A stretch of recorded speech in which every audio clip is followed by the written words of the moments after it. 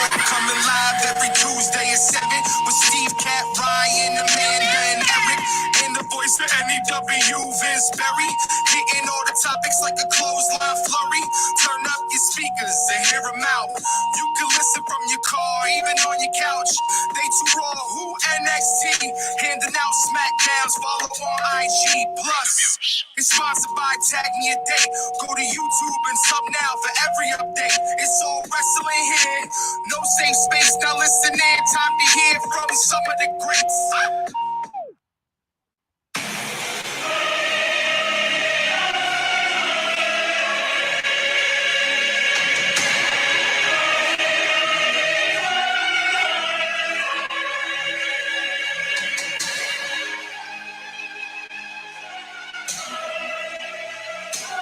Do you smell what The Rock is cooking?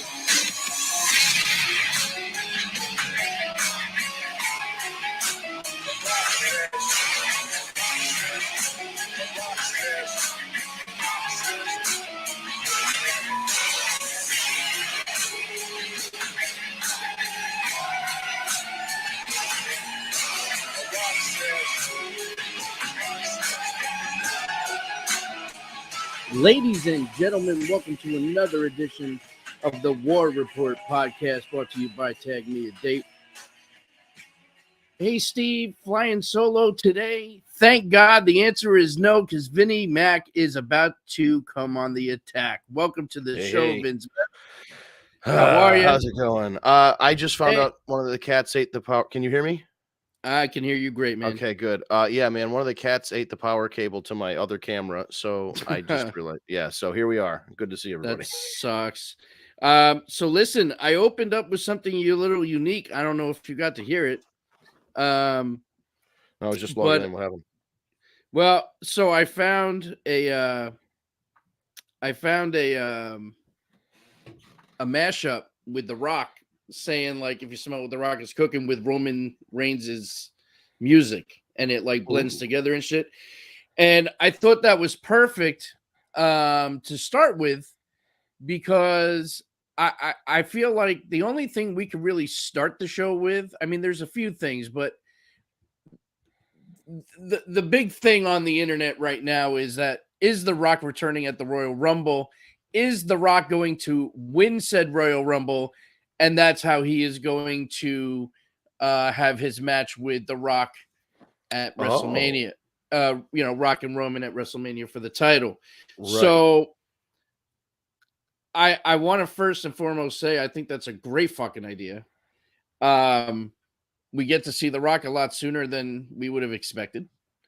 And it would solidify what we've been saying for a very long time, that this is the Mania that we are going to get Rock versus Roman, head of the table, WrestleMania. I mean, I hope that's been my hope for this particular year, as things kind of came together throughout COVID, and you're like, oh, you know what? They're not going to, they're going to have, Roman's not dropping the title during this period where things are kind of like shut down and Thunderdome and all that stuff. So that was kind of what I was, the foresight for me was always like, man, 2023 WrestleMania, whichever one's in Hollywood is going to be the one, that The Rock's going to be at. So I'm 100% behind you that I think The Rock, the plan, if they're sticking with the plan, should be Rock comes back, number 30, surprise entrant, hits a rock bottom or two, throws people over the top rope, and then challenges Roman at WrestleMania. It fucking writes itself. You know what would be fucking amazing? So, we talked a few weeks ago, Joe was on the show, and we were talking about the fact that it's highly likely that Austin's going to be at Mania this year, right? And we tried to figure out who his opponent would be. Yeah. And imagine if this year's Royal Rumble, within the final four, is Austin and Rock. Oh my God. You know what I mean? Like, you want to talk about the crowd chanting holy shit, that's what you're going to get at that moment. But do you think Austin, like, listen, I know Austin's been doing all this stuff. Do you think Austin is able to take an over-the-top rope elimination like that? That's my only question. I think so. After what he showed us last year, as with what he showed us last year, there is no doubt in my mind that he can fucking do it.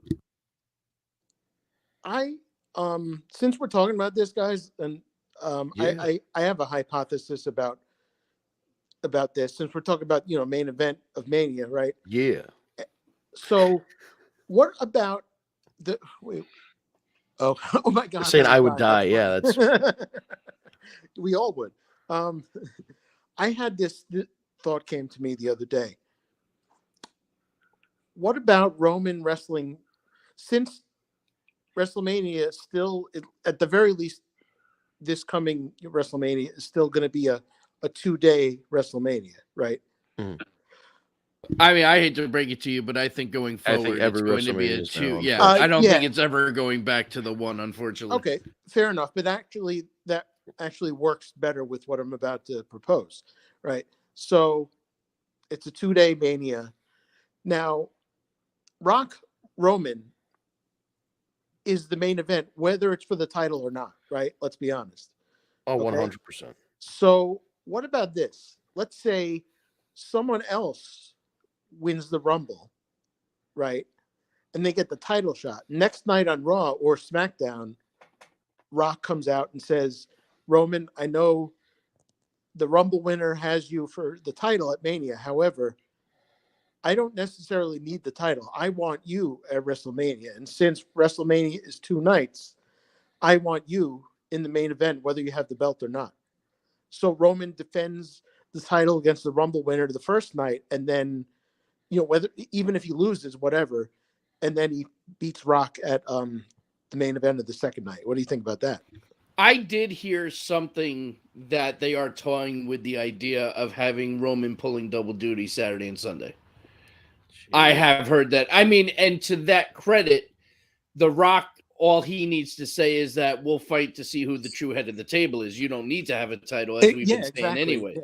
That's so, but does it take away anything? If he loses, to the Rock, yeah. Maybe it depends who actually wins the Rumble then. Although, if they already solidify that the match with The Rock is just for head of the table, then The Rock then Roman can keep the belt anyway. He can win, and he doesn't have to put the title up. Right. So he doesn't necessarily have to lose unless they plan on finally taking him off. But I could see Roman another year with the fucking belt myself. So. Therein lies the problem. On which night do you have Rock Roman, the first or the second? Yeah. There is no. There is absolutely no fucking question in my mind that doesn't happen Sunday main event. Oh, okay, yeah, that's right. Right. That match has to end the entire show. How does it not? You're talking about The Rock coming back. Yeah, he's not even just coming back; like he's coming back to wrestle. Come on, he's got to be the main event Sunday. Well, look and back I agree. Look back at WrestleMania 18, right? Rock Hogan. Now, even though in a way they did the right thing, because the title match was Triple H Jericho, right? But Hogan Rock, even before it even happened, was going to overshadow anything else at WrestleMania. So looking back, you almost wish that Rock Hogan was the main event. And I think they feel that now, looking back, I believe that they everyone agrees. The problem is, even though that's a big time match where it doesn't need the title, however, if the title match is not the last match, then what does that say about the importance of the championship? Exactly. So there's a double whammy there. Right. And here's the other kind of issue-ish that I'm running into is, I think what would be cool would be that, and to Steve's point, this will not work based on all of our opinions. Night 1 of WrestleMania should be Roman Rock for head of the table, and Roman wins. And the next night should be the Rumble winners match. And because Roman had to just face The Rock and have a long, grueling match with The Rock, Sunday night wasn't his day. The Royal Rumble winner gets one over on Roman and wins the title because he spent so much energy beating The Rock. So Roman gets his win against The Rock, but also puts the person over. But I agree with you, Steve. The selling point is that WrestleMania Night 2, WrestleMania Sunday is WrestleMania to me. Yeah. WrestleMania Night 1, honestly, to me, it's not WrestleMania. It's the WrestleMania fucking pre-show that they, you know what I mean? Like, I'm sorry, folks. Yeah, except the 5-hour version of it. WrestleMania Night 1 is not, to me, I guess, But eventually people like us will die, but they still put some of they do put some big matches on the first night too. You know what I mean? Like for instance, last year, wasn't it Owens Austin was the main event of night 1. Right, and that's true. obviously not as big as the title. I mean, it's big, but it's not as big as the world for title. all we know, that can happen again. Yeah. No, you're not. You're not wrong. Although I'm with Steve, though. I holy shit, if Brock and Austin were in the Final Four, holy fuck! Could you imagine? Like that would just be so fucking badass. Oh, and it would be, it'd be kind of cool if those guys were willing to work. Yeah. Okay, here's a question. Yeah. Who would the other two be, and which one would be the Rumble winner? I think Cody Rhodes is one. Yeah, he's got to be a runner-up. I don't know what his health is by that time. They're keeping it very hush. Yeah, exactly. He's going to be at the Rumble 100,000%. That's kind of how I feel about it. And I'd bet anything that Charlotte's going to be back too as a surprise back in the Rumble. That's without question. Okay. So Austin, Rock, Cody, and who's the last? Randy Orton, if he's back. Oh my! What is his story? Oh, I've heard it's pretty bad. I've heard very mixed back problems. Yeah, I heard that he got a fusion. I heard that he may not be able to wrestle again, and then I heard he's due back anytime now. So I don't fucking know. I'm very worried because I think the speculation is that he may be done, or at least for a very long while, because they're talking about all kinds of back problems and different treatment options, and different treatment options leave you either with a long recovery time or that's it. You get the surgery, you can't take another bump like that again, So it's unfortunate, but that's kind of where we're at with him. Or he'll be back. I hope so. Now we did mention Cody, but since we mentioned Cody, I wanted to say, Dustin said he's going to retire in 2023. Yeah. So you got to wonder what Dustin's going to do, if he's going to stay and have his last match in AEW, or if he's going to go, I'm not sure. Yeah, I know. Being that his brother is in WWE and now Regal is going back, so you never know. Yeah, and part of me doesn't like. Part of me likes that Tony Khan's real nice and letting people out of their contracts and going over, and part of me is like, man, this company has fucked over wrestling fans and talent for the last 40 years and covered up some pretty heinous shit. Let them take an L every now and again. Be like, no, William Regal, you're stuck with us for another 2 years, motherfucker. You signed the deal. Like, I know it's an asshole thing to say, and it's completely opposite to what the spirit of AEW is, but it would be a very fitting kind of.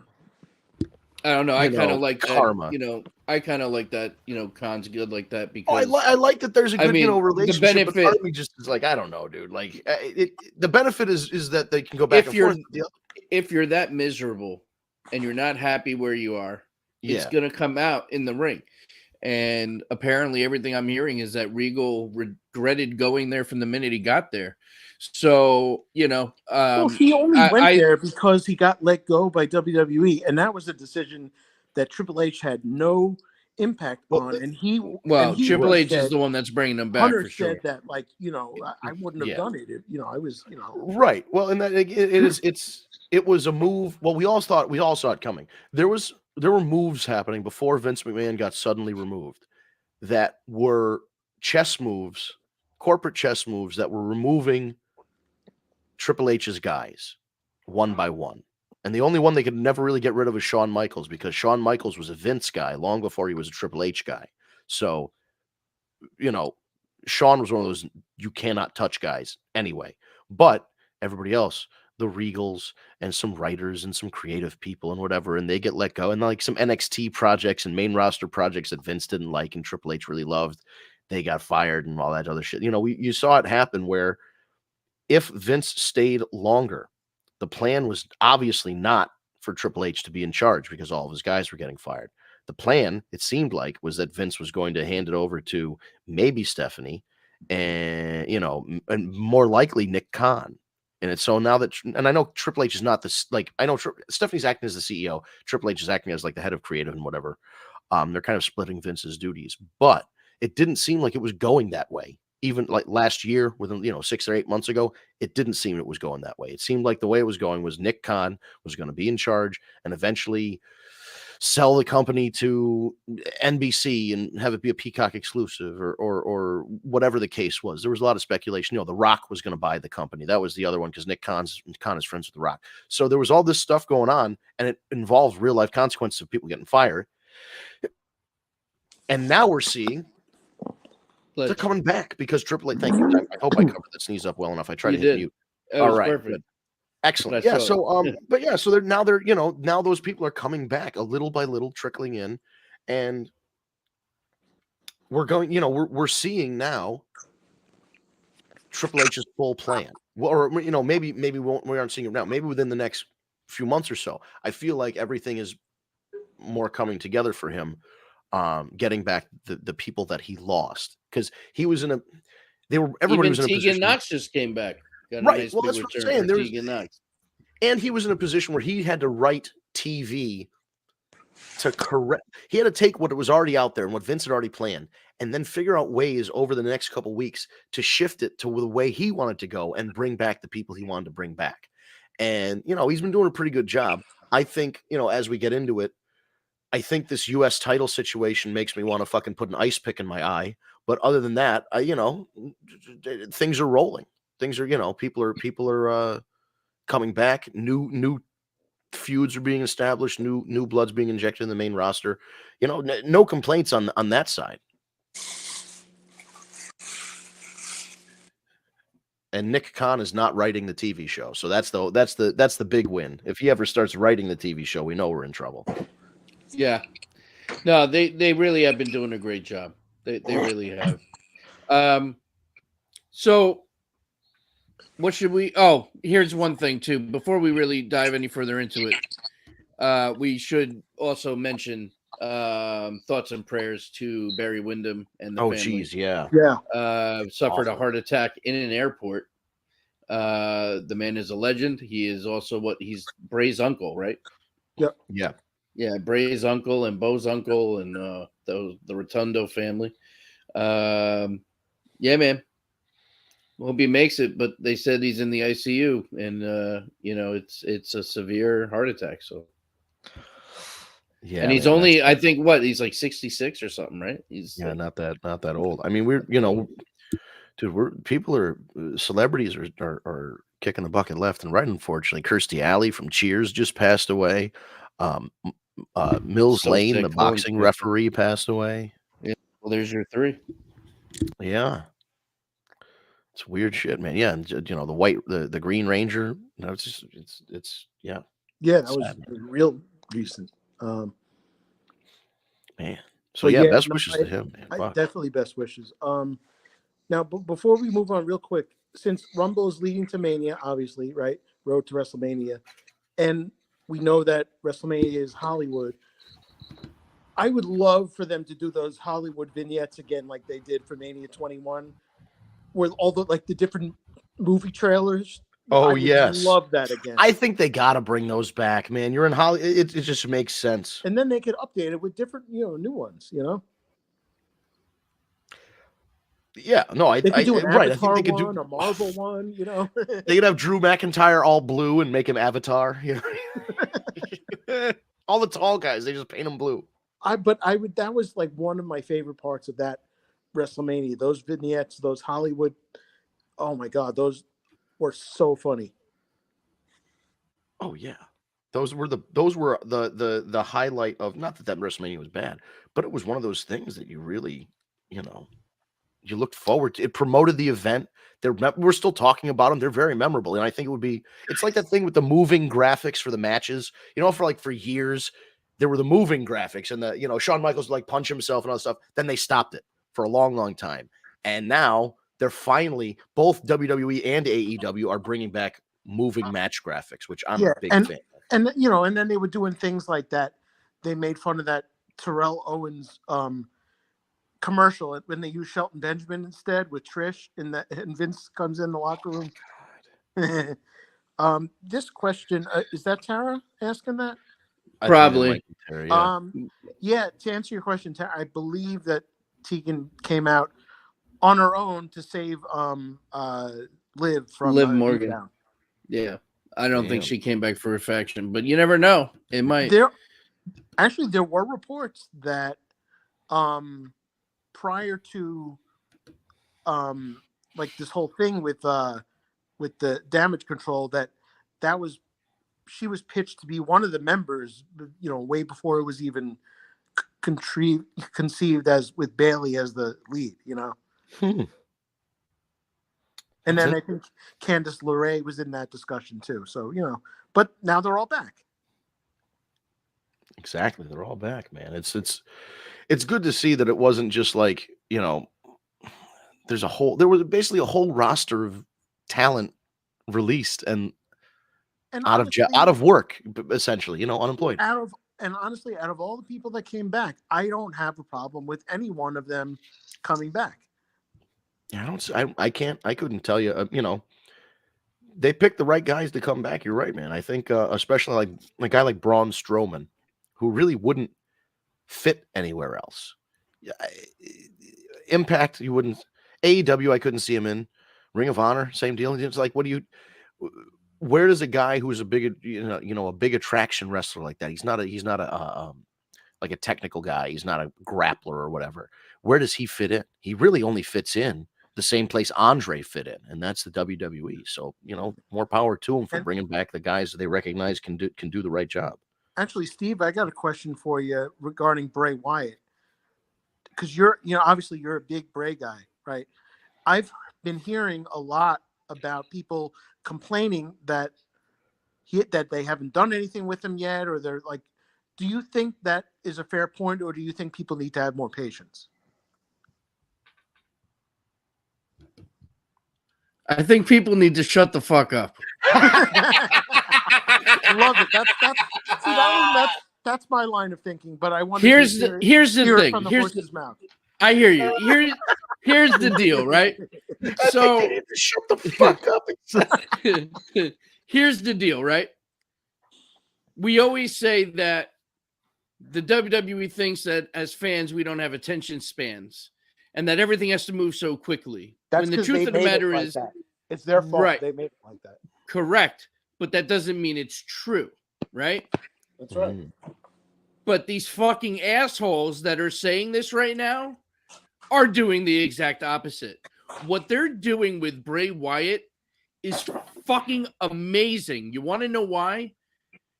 Because I'm sitting here going fucking crazy waiting for his ass to get back in the ring, and it's just making me want to tune in every single fucking week to see what's going to happen, because I know at least I'm getting something.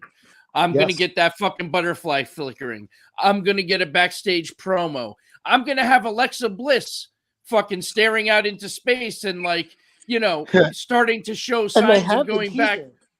Right. So, let this play. Let this go. It's a slow build, but when we get to the finish, when we get Bray in the ring, no matter which Bray we get, whether it's Howdy, whether it's Fiend, whether it's whatever, we're getting something huge is coming. I guarantee you. I've been hearing some things. Something's going to happen, and it's going to be huge. So just have some fucking patience. Yeah. But regarding that, do you think that they're still going to go forward with the first program being with LA Knight, or do you think they're kind of gloss over that? That's Dunzo. He said it on the air. He said if it was him, if I was the one that did that, he would be fucking dead. Right. Okay. Yeah, that's a fair point, and that makes sense. It does, yeah. He would have literally And like eaten the guy and alive, like I yeah. said in one of the last, I don't know, it was in the last couple of weeks, I said it really doesn't benefit LA Knight to be in this program, I would say not, yeah. because he's a rising star. He's awesome. He's got like the whole package. So I don't want him to get destroyed, because won't. right now, He's finally, good. Eric, we're at the point. What's up? he's going to get destroyed. Yeah, He's going to get fucking Yeah, destroyed. because If he we're- faces him, he's going to get fucked up. Yeah. But because it's we're not finally at the going. point. But it's not going to hurt him. It's not. No, because it's I against know. Bray Wyatt. Because it's Bray Right. Wyatt. It's not like But- it's against, fucking Tozawa or, or Right. fucking, yeah. No, I agree. I agree. If you lose to a top guy like that, there's really no, I don't want to say shame, but you know what I mean? There's no shame in losing to a top name competitor. Ladies and gentlemen, welcome Al back to the show. Oh, hey. What's going on, Yeah. gentlemen? Hey, how you guys doing? Pretty good, man. How Good are to you? have you again. I'm glad to be here. Glad to hear. Just got out of work a little late. And Steve up on the side. I'm like, you guys still on? Get me on. Oh yeah. We're talking about Bray Wyatt and how people are freaking out about the fact that we haven't gotten him back in the ring, and I'm trying to explain we have to just let the slow build do its thing, because when we get Patience, to where my dear. when we get to where this is headed, it's going to be fucking amazing, and we just have to have some patience. And I like hope what they're so. doing with the teases. What do you think? I mean, the best way I could put this is, you ever seen when you got that old man next to a pig roasting and he's just there, just turning it slowly and slowly, and he's just there for like 10 hours for a day before you start eating it? That's Triple H right now. Triple H is just, he knows what he's doing because he knows we're desperate to see action. I just feel we have so much going on both shows, which is something we haven't been able to say in a while. There's so much talent, so many things going on. There's no reason to rush him in the ring, simply because he is just so great at the mic. I would like to see him punch somebody, though. I'm not going to lie to you. I would love to see him punch somebody, do one of his signature moves just to put us at ease a little bit. I love that analogy. I've got you. I've got another analogy. For instance, I got stuff in the crock pot right now, low and slow. Low and slow. Yep. I'm telling Absolutely. you, this is one of those things that I know people are probably sitting at home and they're saying, "Oh, great, it's going to be low and slow, and then the end's going to come, and we're all going to be disappointed." Trust me when I fucking tell you. You will not be disappointed at the conclusion and the rebirth of what is now to be Bray Wyatt. Yeah, It is going to be phenomenal. They have the right people in place putting this all together, and I'm telling you, if you think his return was fantastic, you have seen nothing yet. There's a new match coming, and it's going to be insane. I'm telling you, just have some patience. It's phenomenal. It's the best fucking story on TV next to the Bloodline. Yep. I agree. Yeah, man, I don't disagree, but I think, there are people, and I have been guilty of this before, of being like, I even mentioned a couple weeks ago, or maybe last week, I was like, Bray's not wrestling yet, which I'm not that he has to, but it was more of he was coming out, doing the speech thing, and then like nobody would address it, and nobody was talking about it, and then finally LA Knight started talking about it, but I think everybody realized it was almost one of those things where they probably had a meeting and they're like, we're going to make it LA Knight. And then once it happened live, they're like, this is the wrong guy. It's just the wrong guy. Whatever they're planning, Steve, I hope it is worth the wait, because we've been burned in the past before. I have faith in Bray Wyatt, his creative skills as a entertainer. I still have to have that lingering little thought in my head that, we're waiting around for what is it from A Christmas Story? Eat your malto meal or whatever it is. You know what I mean? You're like, you wait all that long for the finish, and it's something lame, but it's got to be big. Like, it can't be LA Knight. The finish to this storyline is not LA Knight, regardless. It is some big bad. It's Uncle Howdy. It's a representation of Bray's inner whatever. It's an evil Undertaker versus good Undertaker, evil Kane versus bad Kane. I don't know, but it's got to be big. Do we have a potential opponent in mind as to who may be the one for Bray to go after? I'm still hearing it's going to be LA Knight. God damn. I just don't think, man. Okay, but maybe, but I'm saying like I'm talking about at WrestleMania. LA Knight, you know why LA Knight is not such a terrible choice? Because he'll get it over. Like, he's great. Oh, yeah. But you know what I mean? And he can take a loss and it won't hurt him. Yeah, but what I'm saying is I'm talking WrestleMania though, and I don't think that's the WrestleMania. Well, no. We're not talking. We're talking. I thought we're talking about Royal Rumble. It's got to be Rumble. No. Yeah. I'm talking WrestleMania time. Oh, I don't. He's not facing LA Knight at WrestleMania. Far. It's probably way too far to even contemplate who Bray could face at Mania when we're not even at the end of the year yet. Yeah, it's too early to tell. Yeah, it's too early for a WrestleMania, but we have to. Everybody's got to start thinking about what their story going into the Rumble, which then leads into WrestleMania, is going to be.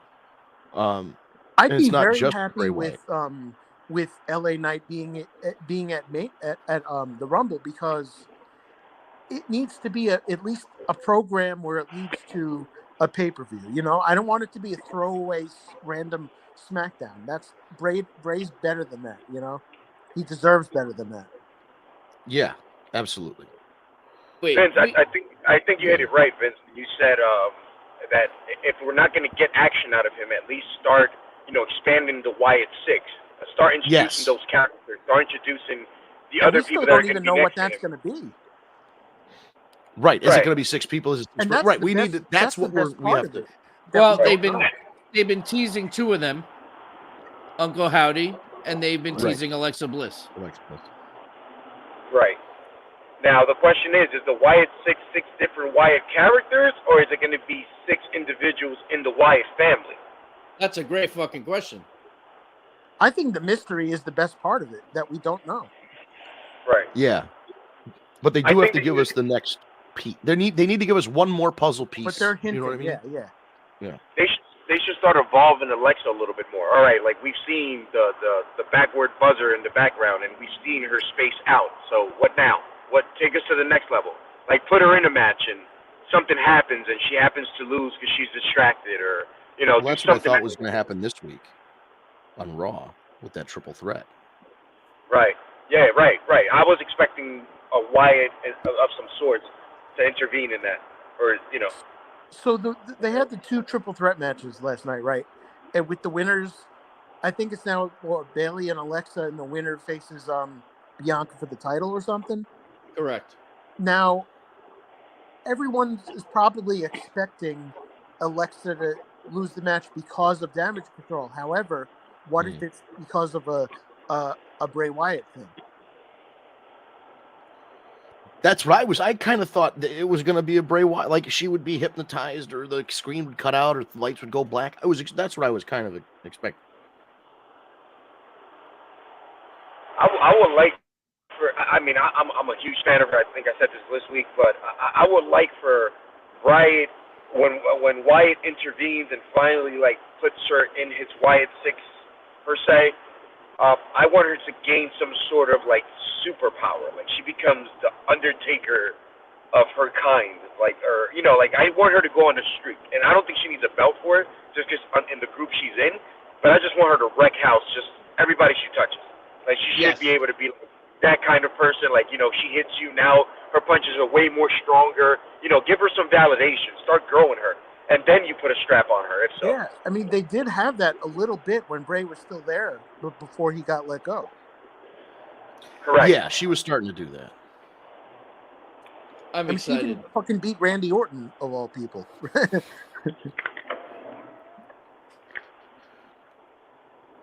Yeah, right. She was even able to beat Randy Orton. I'm happy. Hey man, I can't disagree. She's a talent, So now I want to go back to this for a second. So Bray Wyatt, WrestleMania. What makes sense? It's not going to be Roman. If he was healthy, I'd say Randy Orton. John Cena. I would run that Randy Orton match the fuck back, because I think we deserve, everybody involved in that match deserves better. Bray needs that win too. Right, exactly. Well, I- that's assuming I Randy think- comes back. Again, it's assuming he comes back. Al, go ahead. I think they might just put, a Corbin or a Miz in front of him, somebody that you expect him to win, and just the concentration of the match is going to be more of his grand entrance and his theatric in the rings. But I don't see him facing a contender that's going to make us think like, oh, is this guy going to be Wyatt, or is it one of those? Like, I don't see him facing a Randy Orton if he comes back per se, or a strong heel. I think they stay in one of those guys that is going to be on WrestleMania just because of the name and they push people.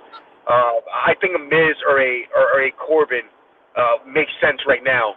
The way they've been pretty quiet, so I could definitely see them just coming back on screen and just starting beef with Bray Wyatt, which will make sense because he's fresh, so he doesn't have no beef. So maybe you start him off that way, and maybe by SummerSlam you give him that match. You built him. That'll be the start of his build, and then by SummerSlam maybe he's ready to go after a belt. That's not a bad idea, actually. I just thought of it too, and tell me if you think. I mean, this is hard because they're a relatively new group, but they're still established. What if Bray went against either Damian Priest or Finn at WrestleMania? That makes sense too. The dark Going against the dark. Judgment Day, and then one of the guys in my head, he turns one or both of these guys Could be recruited. Right, to be recruited, exactly. Like Braun, for instance. They're not going to do a match with Braun again. If anything, Braun would be one of the guys with him, with the history and all. They got to do something with that guy, man. That guy's lost again. I can't believe they lose him again. And I'm sorry to jump off subject, but they got to do something. No, with you're Braun. right, though. I mean, it's ridiculous. They do seem to be going towards the U.S. not the U.S. the IC title route, where with Walter is going to face Gunther, whatever you want to call him, Central Perk, whatever. They have the number one contender now is Ricochet because he won that tournament, but then they're hinting. By the way, Braun. I'm so glad you fucking said that. Real quick, I am so fucking happy that Triple H is pushing Ricochet. Yeah. I think that's fucking awesome because he's so talented, man, and he earned it. He deserves it. I'm happy for him. But I don't think he's going to win. No, I don't think he's going to win either. I'm just happy for him. Yeah, Gunther needs to be taken out by somebody, by a legit name, because that guy has given the IC title, once again, some prestige behind it. It's not just a toss-around title. Gunther's fantastic. I love Imperium. Yeah, dude, I always have. I've got a way around that makes Ricochet win. Ricochet looks good, and Gunther doesn't look bad. Ready? Rey Mysterio, when he's finished up, or maybe he could do it for they could hot that shot for this feud. But I'm saying in general, if you want to get Ricochet over, Rey Mysterio as another high flyer says, "Hey, back in WCW, I wrestled Kevin Nash and I wrestled all these guys, and I used to be able to reverse the power bomb. Like that was a big thing the cruiserweights used to be able to do. He was the giant killer." Right. So in WCW especially, they had a way. The cruiserweight, Billy Kidman would do it. I think Hoovy did it, but Ray was most well known for it, reversing the power bomb into like a facebuster or a pinning, whatever it is. And if Ray taught it to him, and you show segments in the gym of like Ray training him, and at first he's like shaking his head, and every time he does, he's like, "Nope, you got to do this," and like they show him working, and finally he figures out how to do it. I like that a lot.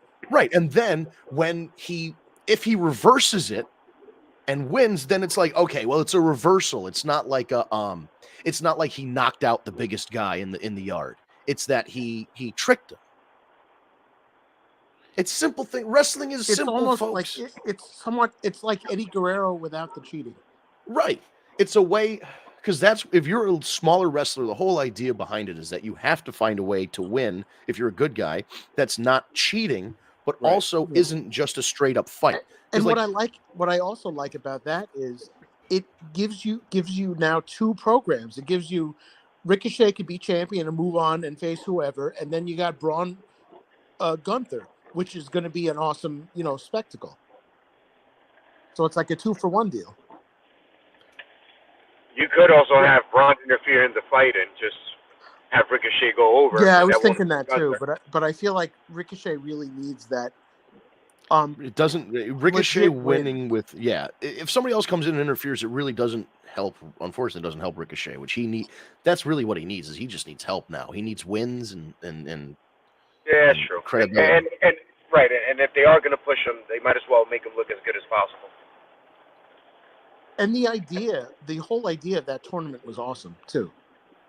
Regardless of who was going to win, you know.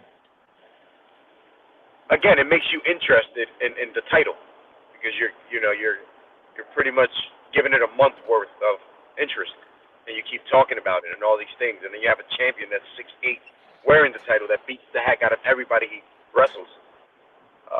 It was a great. I think it was a very good setup.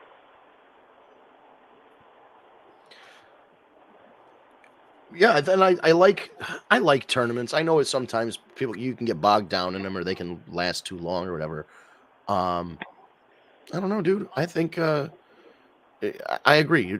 Putting something like this where the guys have to compete multiple times in order to get a title shot makes the title feel important. It's not just I came out and I said, it's great to be here in insert city.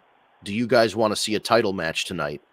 Right. And then you got a match. Well, you know, it's like, you remember when Bischoff was the general manager and he put that Gold Rush tournament and we got that awesome Shawn Michaels Shelton Benjamin match?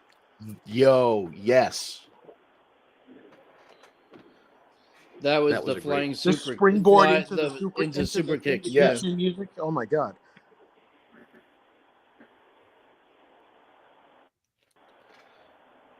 In a classic, I mean, that's a classic moment, and and you wouldn't have had that if you didn't. Or that battle royal when the one that Sheamus ended up winning, and it was all people that had never won. Yes, won and that was that Mark Cuban? No, it was Jesse Ventura. Oh, it was Jesse Ventura. That's right. No, Mark Cuban was the one that did the tables match. He set up the tables match between Cena and Sheamus ended up winning the title kind of by accident that night too.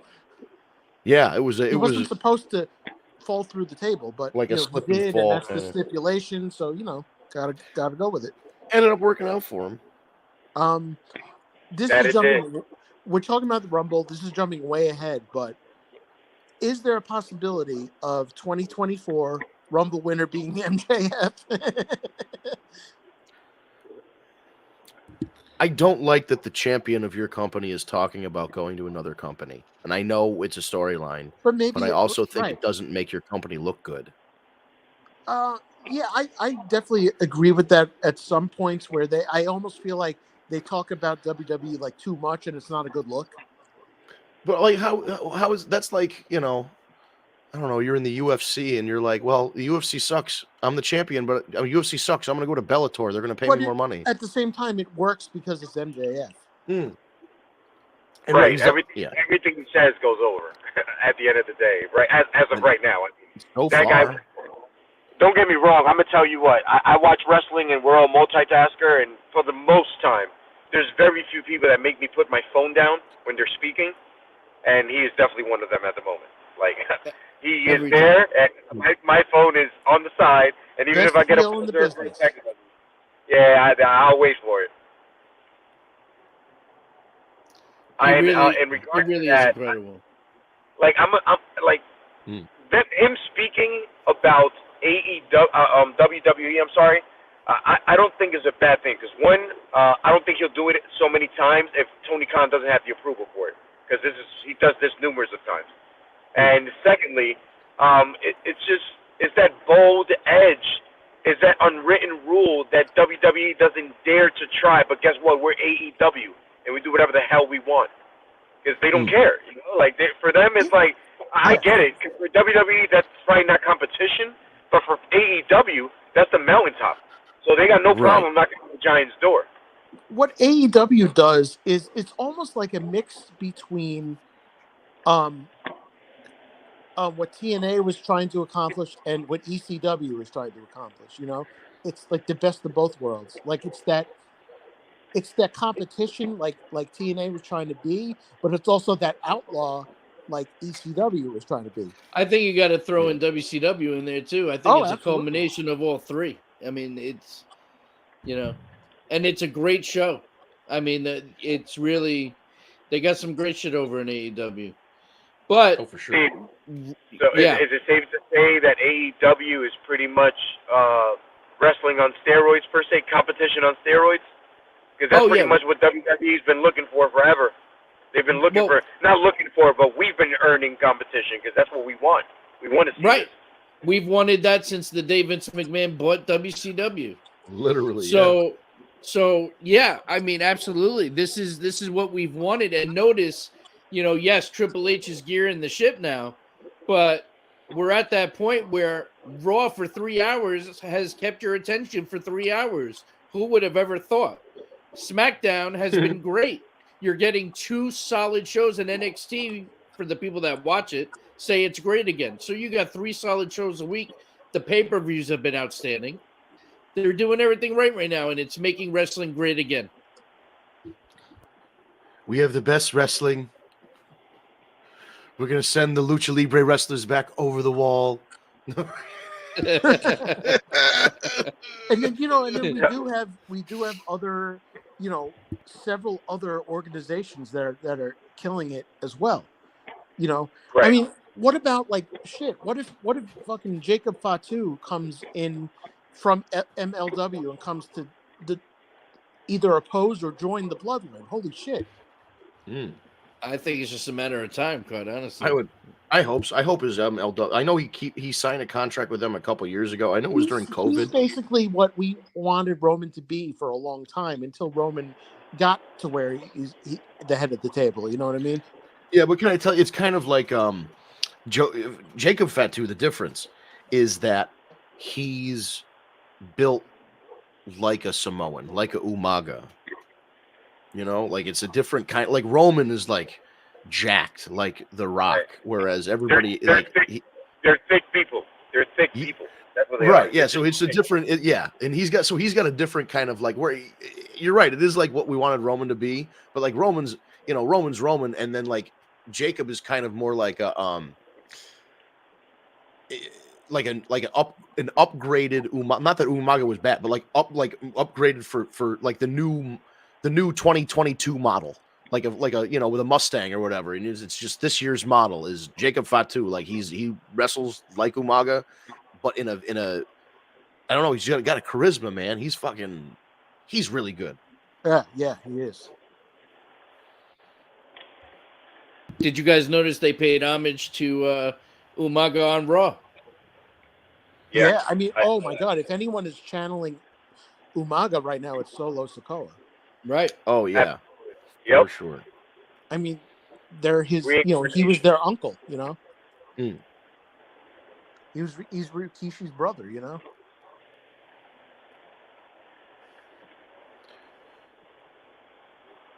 they do honor.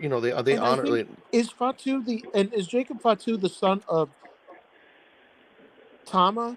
Who is the other Islander with Haku? He's also the brother of Rikishi and Umaga. I don't know. I don't know that. No, I'm not sure on that one. If anything, they got to be cousins at least. Yeah, because it says they're all fucking his related. His uncle is Rikishi. The Samoan dynasty is just I mean, look, there's the Harts, the Von Erichs, and all these families. He's the son of Samoan dynasty is the wrestling dynasty. Yeah, you were right, by the way, Eric. It was Tama, aka the Tonga Kid, that Jacob Fatu is the son of. Okay. Look at these legacies. Holy shit.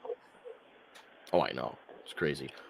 Looks like I think it's meant to say didn't see SmackDown. So how did they honor? Like, what was the deal with the Umaga thing? For people who might not have seen it.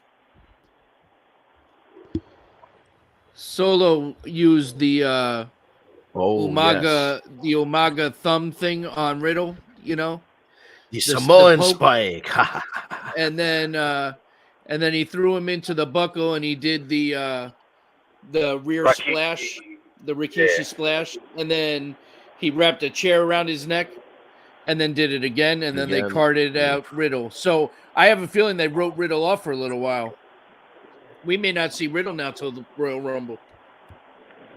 Oh man! Wow! How great would it be for this doesn't have to be like a big thing, but maybe do a one night, get Estrada to come back and because he was like the big thing for Umaga. Maybe do his little thing for Solo Sikoa, just like a one off thing. That would be cool. That'd be funny. Yeah. So what else? Oh boy. I mean, we have that. We talked about Regal a little bit, but we've got what we thought was going to be William Regal kind of mentoring MJF in how to be a villain and all this stuff. Well, MJF, like maybe the locker room backstage stuff is influencing the storylines, but it seems like these young kids just don't want to listen to the veterans. Maybe they're working with a locker room full of fucking children that don't want to listen to them. Well, No, wasn't the objective originally before this whole Punk controversy? Wasn't it supposed to be eventually Punk dropping the belt to MJF? yes. Like would that would have been the natural progression at the time? Right, and I don't know how Regal would have been involved. Right. But MJF now, so he's separate. They had this big promo where Regal presented him with his new belt. He's got the big Burberry belt now. Yeah, the Triple B belt. Yeah, which is just, people online were already like, it doesn't matter what color the belt is. He wears too much spray tan. It's just going to rub off on it anyway. It's rough. But no, MJF is the greatest heel in professional wrestling today. Definitely. Because people want to cheer. People do want to cheer him. He can't be the best. I mean, we still got the tribal chief. He is still technically a heel. Yeah, but he's technically not. Like, he is, but he's not. Like, they get fucking cheered out of the building when they come out. You know what I mean? The difference is Roman doesn't get to be as much of an asshole. Right. That's true. The crowd doesn't let him. Right. Well, and MJF could, they could have leaned into this a lot more. They could have said, hey, you're getting these babyface responses. We're going to make you more of like an anti-hero, Stone Cold Steve Austin, in between, good guy, fighting against the Office, but still kind of like cheating and stuff. They didn't go that way. Yeah, and they made a conscious decision because people were like, they go, in your head, if you're a wrestling fan, you go, William Regal, MJF, he's a world champion. Regal's going to manage him. That all makes a lot of sense, and you would like cheer that. You would want that to happen. So MJF's like, no, if that's what they want, I'm gonna bang, and there he goes. He turns on Regal, lays him out with the ring and all that, and we've got our solo champion.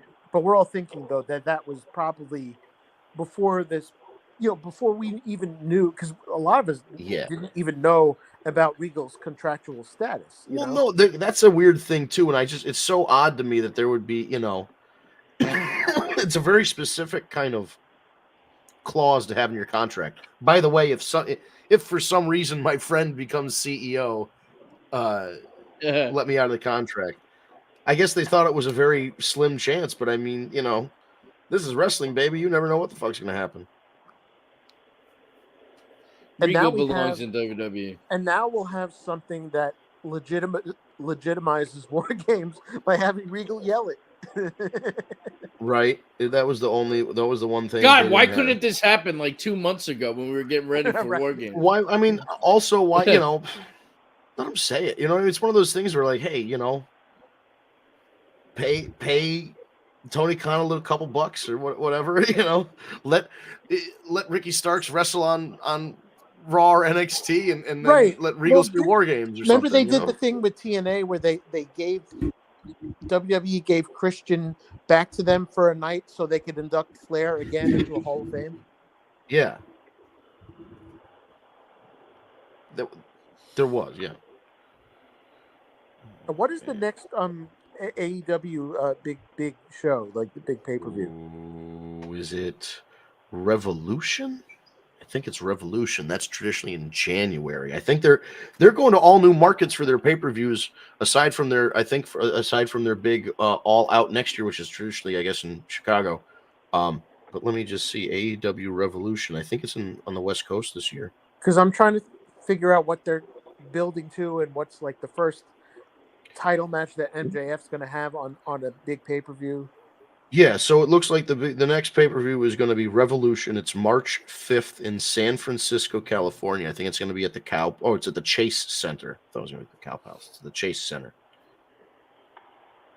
Because they do seem to be hinting about MJF versus Ricky Starks, right?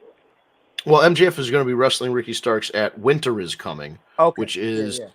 a special it's a special AEW that they do every winter, and it's happening in like 2 weeks. See, that is going to be one of those losses where the one who loses still gets over, and so it's going to be do a lot of good for Starks. Yeah, it's one of those things where this might be the guy that is the first challenger, and MJF beats him, but then Ricky Starks goes back to the drawing board and figures out a way to beat MJF, and eventually down the line, but it's guys maybe like takes him, the title from him. It's guys like Starks, Hobbs, and Wardlow. These are the future of the business, and they're probably future world champions within that organization.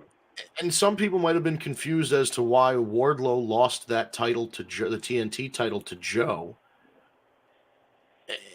And sure, maybe they'll wrestle down the line, and that seems to be Wardlow's intention in his promos. But you got to think they took the title off him so he can, when they need him to, which should be soon, challenge MJF for that world title. And there's a lot of history there.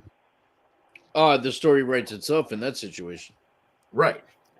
Okay, let's say for argument's sake, right? We're coming down to the end of 2023, early 2024, and let's say MJF really does go to WWE. Wouldn't that be the time to do MJF and finally have him lose it to Wardlow? Yeah, that could be the one. Yeah, for sure.